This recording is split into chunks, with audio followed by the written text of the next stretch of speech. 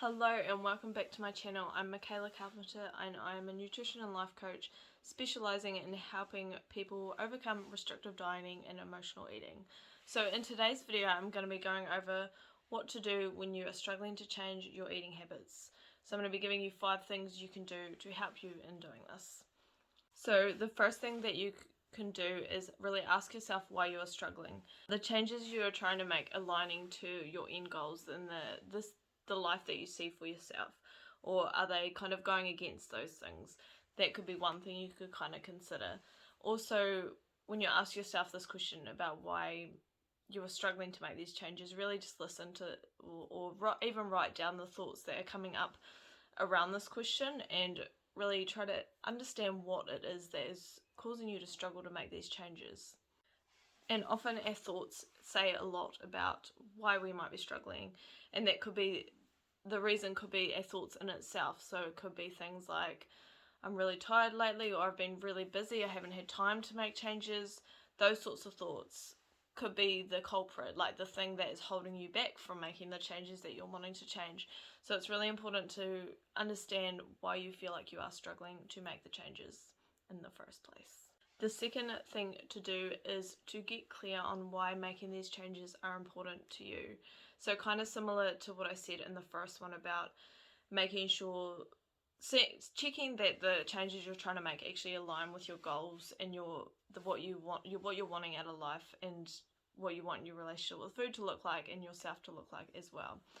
So really get clear on what the purpose of these changes are. So is it to look a certain way? Are you trying to lose weight, or are you trying to overcome things like emotional eating or binge eating? Is it to start healing your relationship with food and to start having freedom around food? Is that what does it actually look like for you?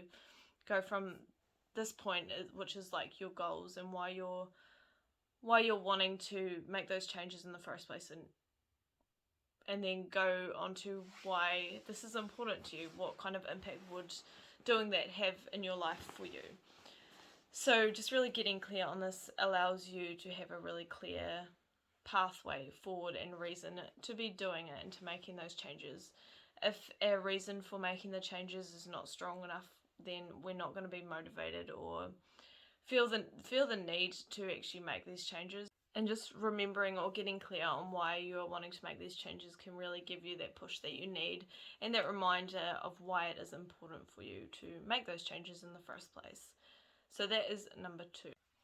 So the third thing you could do is to make sure that you're not trying to make big shifts all at once. So really focus on small changes and small steps so that it is more manageable. So when we aim for big shifts all at once, that really puts a lot of pressure on us to do a lot at once, and that can feel really, that's when feelings of overwhelm and wanting to retreat kind of come into our mind, because we're like, that's a lot, like I don't have the energy to do all that, I really don't feel like doing all that. Or even if we do that, we can find ourselves even resenting the fact that we're trying to even eat healthier or do things in a healthier way, because it is such a big shift from what we used to. In creating sustainable lifestyle change, it's really important to make sure that we are creating small tweaks to what we are already doing, so that we do want to keep doing those new things and we don't start resenting them or end up just going back into old habits because we feel like it is too much. So yeah, number 3 is to just really focus on creating small shifts. And if you are at the moment trying to focus on creating big shifts, break it down and decide, well, what could I do this week, like, just so that you're not doing it all at once.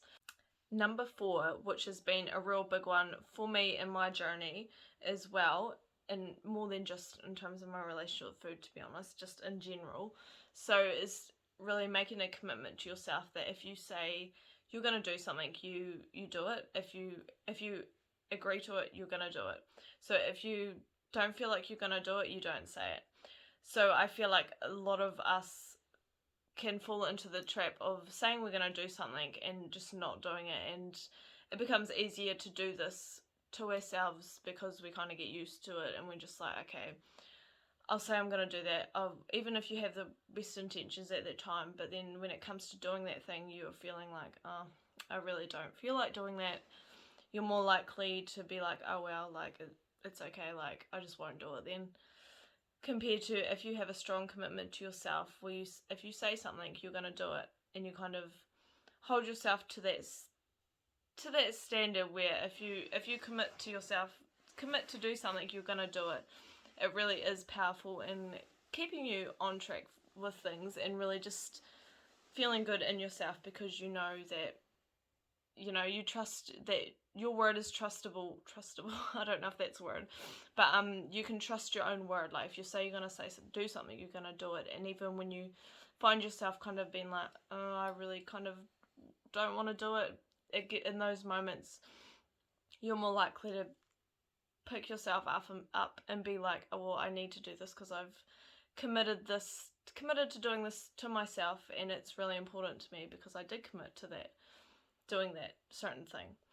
So yeah, this is a really important and powerful thing to be able to do, and it is really important to be able to believe in ourselves, and it does kind of strengthen that belief within ourselves.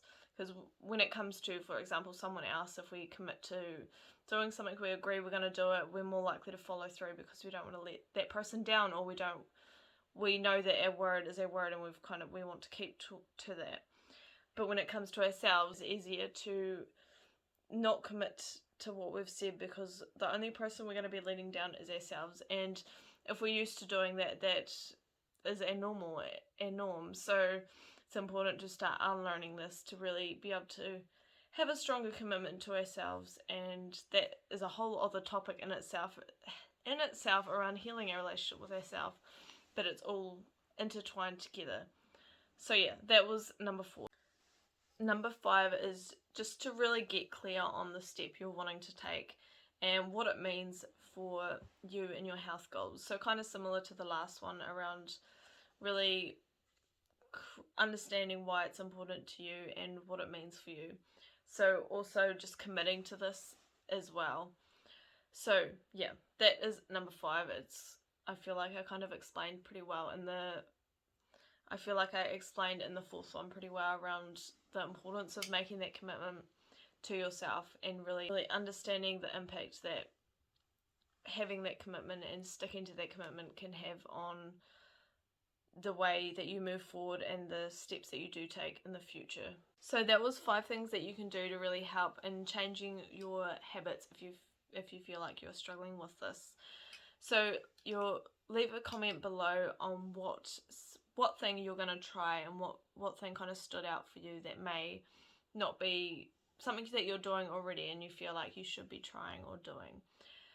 And yeah, so make sure to like and subscribe if you enjoyed, and I will see you next week.